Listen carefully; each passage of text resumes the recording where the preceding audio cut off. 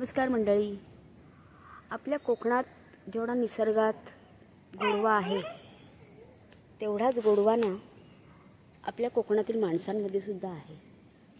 त्याचं उदाहरण मी तुम्हाला देईनच.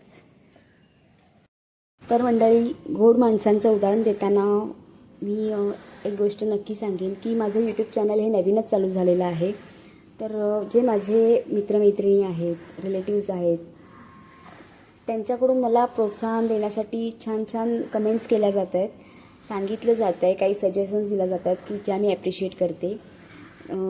आणि अशा पण मैत्रिणी आहेत की मला सांगत असतात की हे तू ट्राय कर, ते ट्राय कर, हे तुला खूप छान येतं तर ते तू बनव.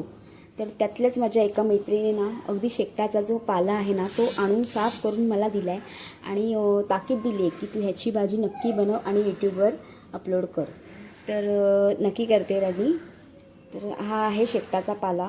हा पूर्णपणे कॅल्शियम आणि फॉस्फरसने भरलेला आहे. आता बहुतेक लोक हेल्थ कॉन्शियस असल्यामुळे ह्या पाल्याची पावडर केली जाते आणि त्याचे लाडूही केले जातात. ह्याची जी शेंग असते, आपण त्याला शेवग्याची शेंग म्हणतो, त्या शेंगेपासून सूप केलं जातं. तर असा आहे हा शेकटाचा शेवग्याचा पाला की आता मी ह्याची भाजी करून आपल्याला दाखवते आहे. इथे भिडाची कढई घेतलेली आहे. आता भिडाच्या कढईत जेवण करणं, भिडाची किंवा लोखंडाची, ह्याचे सुद्धा बेनिफिट फायदे आपल्याला आपल्या शरीराला भरपूर मिळतात. ते काही मी तुम्हाला सांगायची गरज नाही आहे. सो मी आता याच्यात तेल घातलं आहे आणि मी यामध्ये घालते आहे हिरव्या मिरच्या, 2 सुक्या मिरच्या. मला याच्यात आवडते सुकी मिरची, जी आपली लाल मिरची असते ना ती फोडणीला दिलेली. तसेच घालते आहे बारीक चिरलेला कांदा. आपल्या ज्या पालेभाज्या आहेत ना त्यांना कांदा आणि खोबरं भरपूर घातलं ना की त्या भाज्यांची चवही वाढते.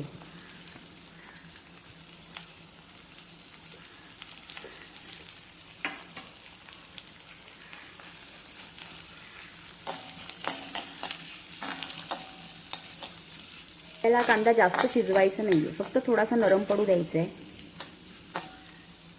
याच कांद्यावर घालतो आहे या भाजीला पुरेल एवढं मीठ.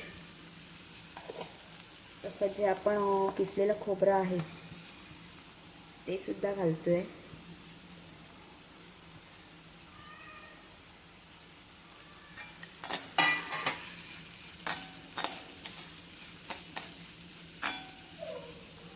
आता सगळ्यात शेवटी मी ह्याच्यात घालते आहे हा स्वच्छ 2-3 वेळा धुवून बारीक चिरलेला आपला शेवग्याचा पाला आहे तो.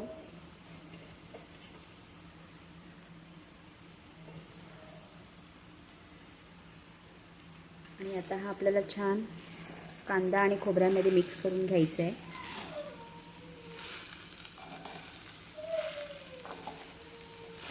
अगदी साधी सोपी भाजी आहे, काही पण चव अतिशय उत्तम आणि आपल्या शरीरालाही फायदेकारक आहे. आपली शेगलाची भाजी तयार. साधी सोपी पण तेवढीच आपल्या शरीराला उपयुक्त अशी शेगलाची भाजी. तर माझ्या या साध्या सोप्या रेसिपी तुम्हाला जर का खरंच आवडत असतील तर माझं चॅनल लाईक, शेअर आणि सबस्क्राईब करायला नक्की विसरू नका. Okay, bye.